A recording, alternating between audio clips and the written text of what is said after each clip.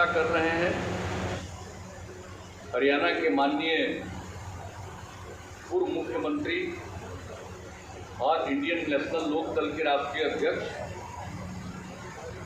आदरणीय ओम प्रकाश चौटाला जी, और यहाँ पर उपस्थित हैं एनसीपी के राष्ट्रीय अध्यक्ष, महाराष्ट्र के पूर्व मुख्यमंत्री, केंद्र के पूर्व मंत्री आदरणीय श्री शरद पवार जी, सीपीएम के महासचिव श्री सीताराम येचुरी जी, शिरोमणि अकाली दल के अध्यक्ष और पंजाब के पूर्व मुख्यमंत्री श्री सुखबीर सिंह बादल जी,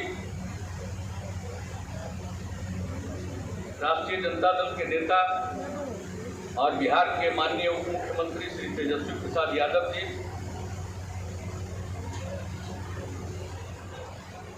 इंडियन नेशनल लोकदल के राष्ट्रीय महासचिव और माननीय विधायक जो इस कार्यक्रम का आयोजन कर रहे हैं, जो श्रद्धेय देवीलाल जी के पौत्र हैं और आदरणीय ओम प्रकाश चौटाला जी के पुत्र हैं। यहाँ इस कार्यक्रम में उपस्थित जनता दल यूके प्रधान महासचिव श्री केसी त्यागी जी, हमारे साथ आए हुए जनता दल यूके राष्ट्रीय महासचिव और बिहार सरकार के जल संसाधन मंत्री श्री संजय झा जी, यहाँ उपस्थित शिवसेना के माननीय सांसद श्री अरविंद सावंत जी, माननीय पूर्व सांसद प्रोफेसर प्रेम सिंह चंदमारा जी, माननीय पूर्व सांसद श्री बलविंदर सिंह कुंदर जी, माननीय पूर्व मंत्री त्रिपुरा श्री मेवाड़ जमातिया जी, सीपीआई हरियाणा के प्रदेश अध्यक्ष श्री सुरेंद्र सिंह मल्लिक जी और आदरणीय ओम प्रकाश चौटाला जी के दोनों पौत्र करण सिंह चौटाला जी, अर्जुन सिंह चौटाला जी, और इस कार्यक्रम में उपस्थित सभी सम्मानित नेतागण और उनके प्रति श्रद्धा रखने वाले सभी व्यक्तिगण, प्रिंट इलेक्ट्रॉनिक मीडिया के पत्रकार मित्रों, छायाकार बंधुओं और इस कार्यक्रम में उपस्थित बहनों एवं भाइयों, ये बहुत खुशी की बात है कि आज फिर कार्यक्रम का आयोजन हुआ है और मुझको तो एक बार पहले भी आने का मौका 2016 में मिला था। श्रद्धेय चौधरी देवीलाल जी की जयंती समारोह में आने का मुझको मौका मिला था और इस बार फिर जब 109वीं जयंती है उसके सम्मान दिवस पर आज फिर यहाँ आने का मौका मिला है, तो मुझे बड़ी खुशी है। और एक बार कह देना चाहते हैं कि श्रद्धेय चौधरी देवीलाल जी का बहुत ज़्यादा संबंध हम लोग जब आप समझ लीजिए कि जब भी एक साथ जब हम लोग राजनीति में थे, जेपी मूवमेंट में हम लोगों ने काम किया, आगे बढ़े, बाद में जो पार्टी बनी उसमें तो सब लोग थे ही, लेकिन एक बार जब हम लोग विधायक भी थे और उसी समय मुझको उन्होंने अध्यक्ष बनाया था श्रद्धेय देवीलाल जी ने, तो वो उनका निधन हो गया और उनके निधन के बाद वही देखने के लिए चौधरी देवीलाल जी आए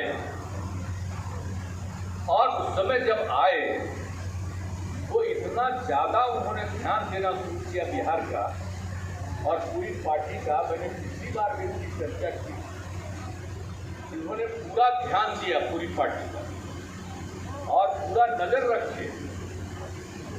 और उस समय तो वो यहाँ सबसे पहले मुख्यमंत्री थे ही यहाँ, लेकिन मुख्यमंत्री तो और पहले भी रहे वो, लेकिन उस समय भी मुख्यमंत्री थे, वहाँ आ करके और सब लोगों का ख्याल कर रहे थे। जब हम देख रहे थे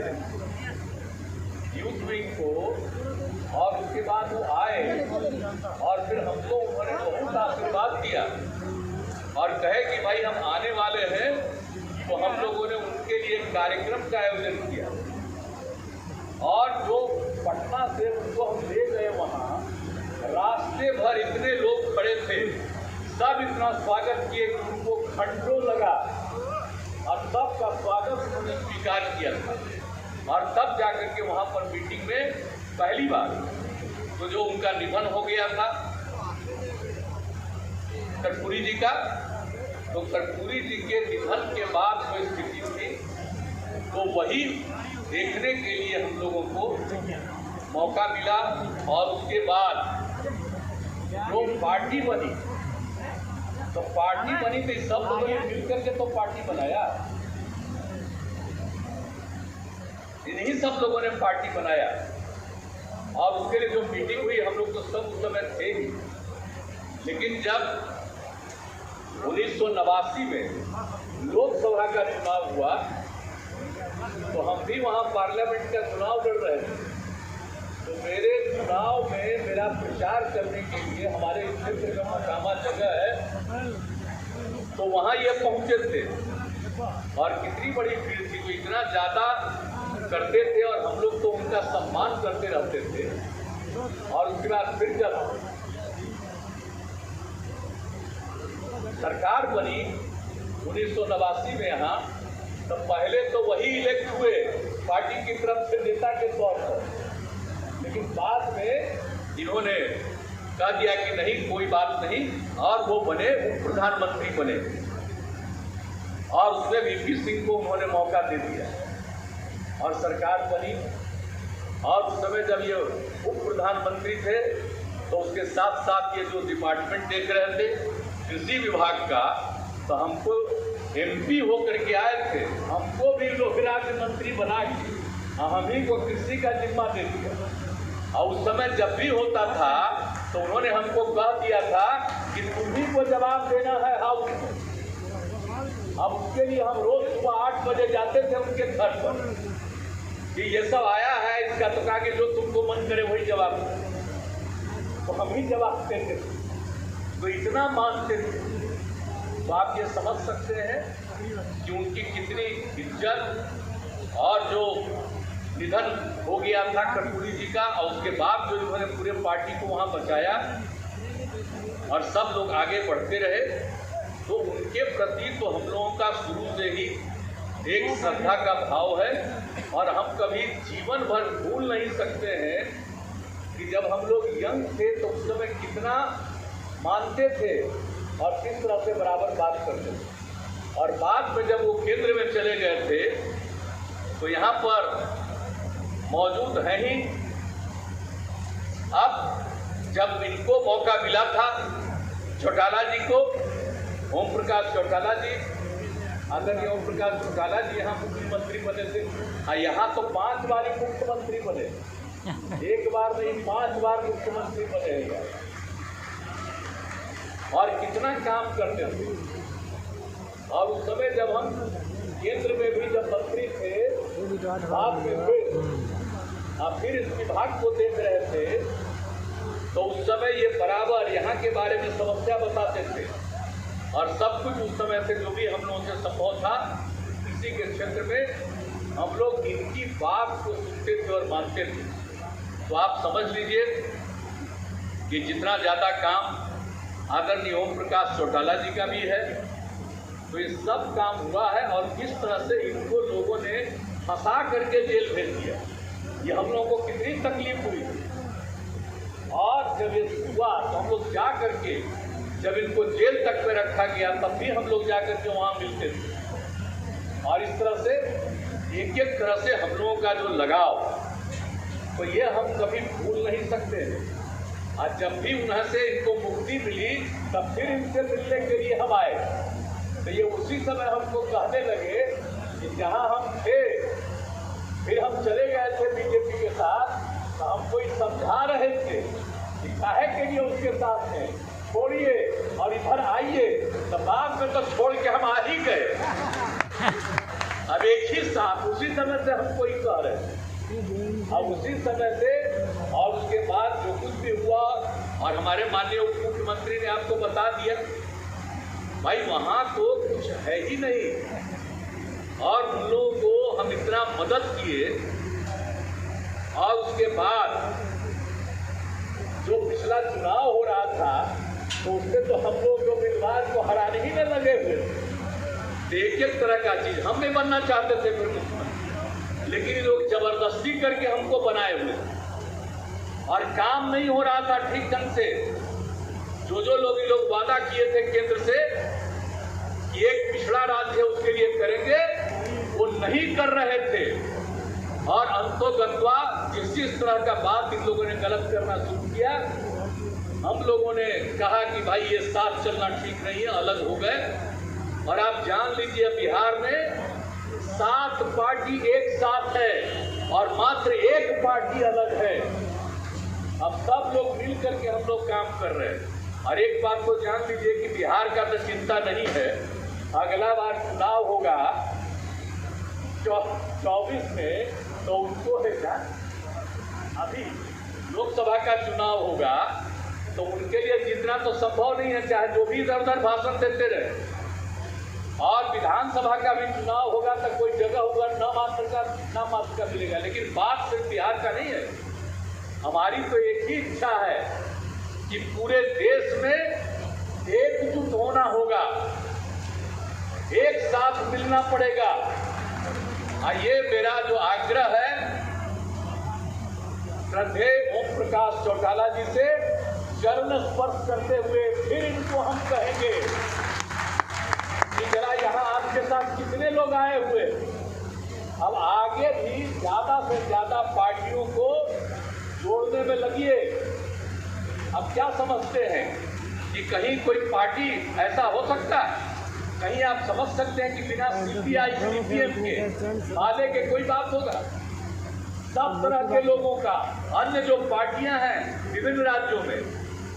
और हम तो भाई आग्रह करेंगे, मेरा मतलब तो नहीं है सुनिएगा, हम तो कहेंगे कि और अधिक से अधिक पार्टियां, इवन कांग्रेस पार्टी से भी हम लोगों ने अनुरोध किया है, और सब लोग ज्यादा से ज्यादा लोग एकजुट हो जाएंगे तो आप समझ लीजिए कि 2024 में जो लोकसभा का चुनाव है उसमें वो जीतने का तो सवाल ही नहीं है, पूरी तरह हारेंगे और इनका राज नहीं रहेगा। ये लोग कोई काम कर रहे हैं साहब, आप जरा देखते हैं, अभी तो हमारे मीडिया वाले मिलते हैं प्रणाम कर देते, वो तो बात करना चाहते हैं, लेकिन आप जान रहे हैं कि आजकल पूरे देश में क्या हो गया है, सारे मीडिया से लेकर के एक एक चीज पर नियंत्रण और एक तरफा बात चलता रहता है।